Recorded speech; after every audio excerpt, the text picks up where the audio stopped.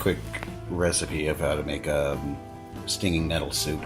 This time of year, early spring, it's the best time when it's before it gets too old and mature. You want to pick them when they're young. They still sting, and they're going to keep stinging after they're cut. So the first step is I'm just going to rinse them real quick and then blanch them. After you blanch them for about 2 minutes in boiling water, salted boiling water, the sting goes away. So if you're sensitive to it, wear gloves or use tongs, whatever. So I'm going to go ahead and rinse these and blanch them. So next step is you want to chop up some onion. It's 2 small size onions here, and some celery, which we just picked from the garden. We're also going to add some lovage from the garden, which is optional. So I'm going to chop those all up and saute them in a pan with butter and olive oil just to soften up the onions. Next we're going to add in some potato and chicken stock. Okay, so after the onions cooked down for a few minutes, softened up, I'm going to add a couple sprigs of thyme, oregano, and 2 bay leaves. And I took 2 large potatoes, cut them up. Doesn't really matter because we're going to use a emulsion mixer anyways to blend it up, but cut them up in cubes so it cooks evenly or quicker. And we're going to go ahead and throw that in.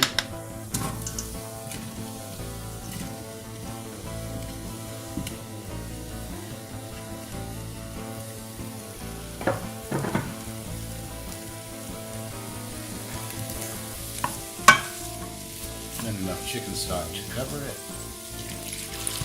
Oops.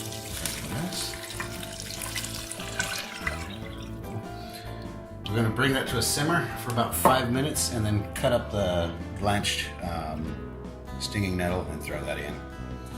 So it'll give us a few minutes.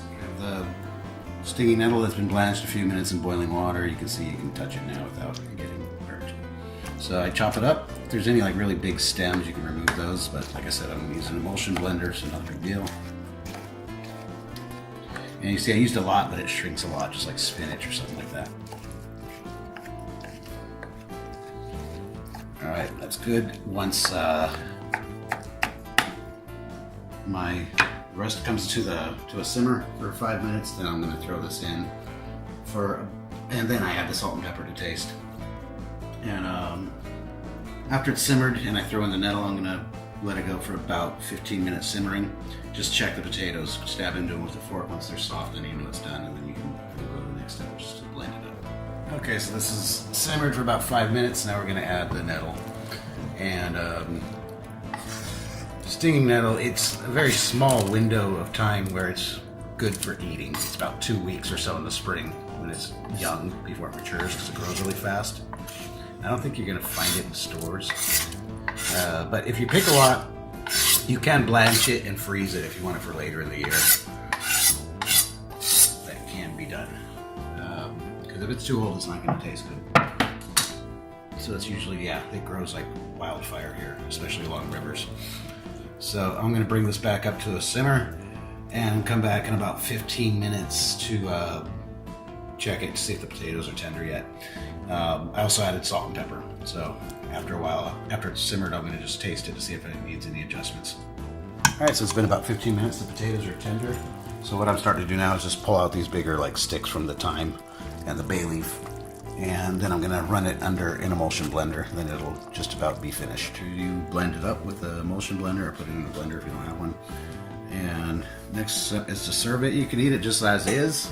It goes really good with a bit of cooking cream or heavy cream. Stir it in. And lemon goes really good with it.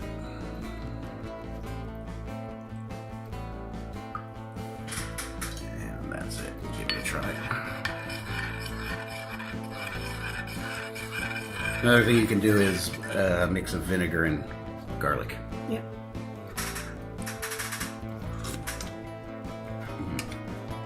Yeah, it's really, really good.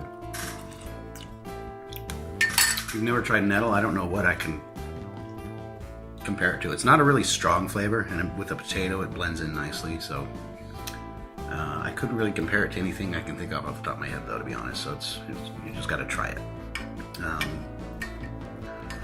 If you use the vinegar and garlic, and again, you're going to put it in after you serve it, so you put it on top after you put it in a bowl. But yeah, this came out really good. We already ate a lot today, so this is for later to have after dinner, I guess. And we made quite a bit, so again, if you put it in an airtight container, you can also freeze the soup, and it saves for a long time that way. That's it.